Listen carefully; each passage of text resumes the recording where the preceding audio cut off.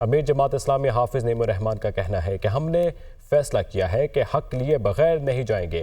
اگر ہمارے مطالبات نہیں مانے تو ہم ڈی چوک جائیں گے اور پھر پارلیمنٹ بھی جا سکتے ہیں۔ راولپنڈی میں دھرنے کے شرکاء سے خطاب میں ان کا مزید کہنا تھا کہ ہم 25 کروڑ عوام کا حق لینے آئے ہیں۔ بجلی کی قیمت کم کرنی پڑے گی، آئی پی پیز کو لگام دینا ہوگا۔ 70 سے 80% آئی پی پیز مقامی ہیں، نیت درست ہو تو قابو کیا جا سکتا ہے۔ ظالموں کو جھکنا پڑے گا، یہ دھرنا گھٹنا نہیں ٹیکے گا، حکومت کو گھٹنے ٹیکنے پڑیں گے۔ اس لیے جو کمیٹی بھی آ رہی ہے سوچ سمجھ کر آئے، دھوکہ نہیں چلے گا، فراڈ نہیں چلے گا۔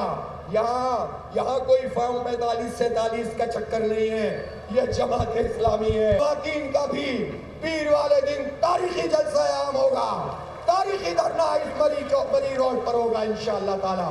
تو اس لیے ابھی تو سفر شروع ہوا ہے، ہم بیچ میں چھوڑ کے نہیں جا سکتے ہیں۔ اس لیے میں تمام لوگوں کو یہ پیغام دینا چاہتا ہوں، تمام حکومت کے لوگوں کو، تمام اداروں کو، اسٹیبلشمنٹ کو، کہ ہم سیریس لوگ ہیں، ہم امن چاہتے ہیں۔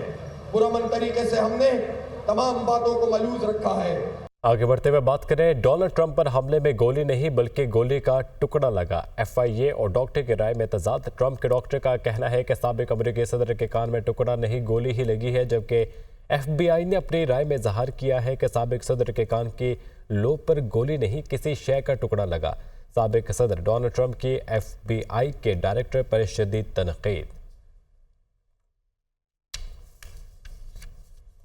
اسرائیل کے زیر قبضہ گولان میں نامعلوم مقام سے راکٹ حملے، 11 اسرائیلی ہلاک، 30 زخمی۔ اسرائیلی فوج نے دعویٰ کیا ہے کہ مجد الشمس گاؤں پر حزب اللہ نے راکٹ حملے کیے۔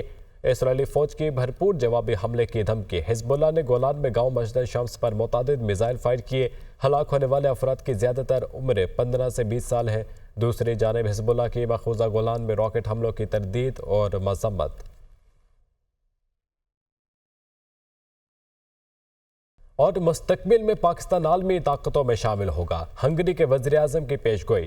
عالمی نظام میں تبدیلی ایشیا سے شروع ہونے والا عمل ہے، وکٹر اوربن کا ایسا کہنا تھا۔ مستقبل میں عالمی طاقت مغرب سے مشرق اور روس کی طرف منتقل ہو جائے گی۔ اگلی کئی صدیوں تک ایشیا دنیا کا غالب مرکز ہوگا، ایسا کہنا تھا وکٹر اوربن کا۔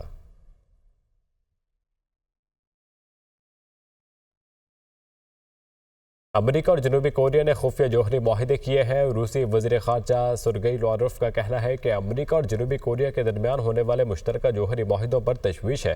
ابھی تک معاہدوں کی وضاحت نہیں مل سکی کہ اس کا کیا مطلب ہے۔ امریکہ، جاپان اور جنوبی کوریا کے ذریعے امن کو خراب کرنے کی کوشش کی جا رہی ہے۔ روسی وزیر خارجہ امریکی عسکری کارروائیوں کی تیاری کے لیے فوجی مشقیں کر رہا ہے۔ اور آگے بڑھتے ہوئے کچھ دیگر خبریں شامل کریں اور آپ کو بتائیں کہ وزیر اعلیٰ علی امین گنڈاپور کہتے ہیں کہ وفاق سے اپنا حق لے کر رہیں گے۔ اداروں سے درخواست ہے کہ نیوٹرل ہو جائیں۔ لوگ سمجھتے ہیں کہ ان کو لانے والے آپ ہیں، یہ لوگ جس چیز پر ہاتھ ڈالتے ہیں وہ تباہ ہو جاتی ہے۔ وفاقی حکومت اندر کچھ اور باہر کچھ اور ہے۔ انہوں نے کہا کہ صوبے میں دہشت گردی سب سے بڑا چیلنج ہے۔ وزیر اعلیٰ خیبر پختونخوا مردان میں میڈیا ٹاک کر رہے تھے۔ پاکستان کے خزانوں میں کتنا پیسہ تھا، کتنا پیسہ ہم نے اپنی حکومت میں عمران خان نے اتارا اور کتنا لیا، وہ سب ریکارڈ پہ ہے۔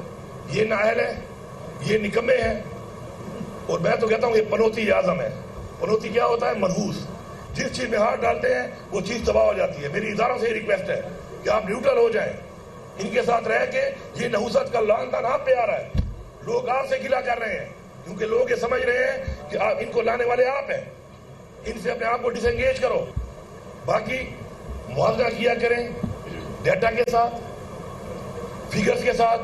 وہ فیگرز ہمارے بھی سامنے ہیں اور ان کے بھی سامنے ہیں۔ میری پولیس سے صرف ایک ریکویسٹ ہے کہ اچھا رویہ، اچھا برتاؤ، چاہے تھانے میں ہو چاہے کسی چیک پوسٹ پہ ہو، وہ آپ خوب برتیں۔ یہ خاص طور پہ ٹریفک پولیس سے ریکویسٹ ہوگی کہ غریب لوگوں کو چلان مت کیا کرے، کیونکہ وہ پیسوں سے اپنے بچوں کا پیٹ پالتا ہے۔ مجھے خوشی ہوگی کہ جب آپ کسی بڑی گاڑی والے، مہنگی گاڑی والے کو چلان کریں گے، کیونکہ میں تو کہتا ہوں ایک پالیسی بنائیں کہ گاڑی کی قیمت اور اس کے ماڈل کے حساب سے چلان ہونا چاہیے۔ اور ان تمام چیلنجز ہم نے مل کے مقابلہ کرنا ہے، کیونکہ دہشت گردی ہو یا قانون کی پاسداری ہو یا کرائم ہو، چاہے منشیات ہو، کوئی بھی محکمہ بغیر عوام کے تعاون کے اس طریقے سے پرفارم یا ڈیلیور نہیں کر سکتا۔ وزیر اعلیٰ سندھ مراد علی شاہ کہتے ہیں کہ پی ٹی آئی کو فیصلہ کرنا ہوگا کہ وہ چاہتی کیا ہے۔ جو پی ٹی آئی کے ساتھ ہو رہا ہے وہ پی ٹی آئی کا اپنا کیا ہوا ہے۔ ان کے زمانے میں سیاستدانوں کے ساتھ جو سلوک ہوا وہ سب کے سامنے ہے۔ پی ٹی آئی کو فیصلہ کرنا ہوگا کہ وہ چاہتی کیا ہے۔ جو پی ٹی آئی کے ساتھ ہو رہا ہے وہ پی ٹی آئی کا اپنا کیا ہوا ہے۔ آپ ان کے زمانے میں دیکھیں اس طریقے سے انہوں نے سیاستدانوں کو، اور میں آپ کے سامنے صدر آصف علی زرداری، محترمہ فیاض الطالپور صاحبہ یا نون لیگ کے جو لوگ تھے ان کی بھی خواتین بھی، ان سب کے ساتھ جو سلوک انہوں نے کیا تھا، میں نہیں کہہ رہا کہ اب انہوں نے کیا تھا تو کسی اور کو بھی کرنا چاہیے، بالکل نہیں ہے، لیکن ایک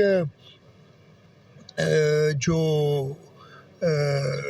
بنیاد انہوں نے ڈالی تھی اس وجہ سے، اور پھر چلیں آپ نے کیا اس غلطی کا احساس کریں، اور یہی کہا ہے نا ان سے کہ غلطی کا احساس کریں اور آگے چلنے کی بات کریں۔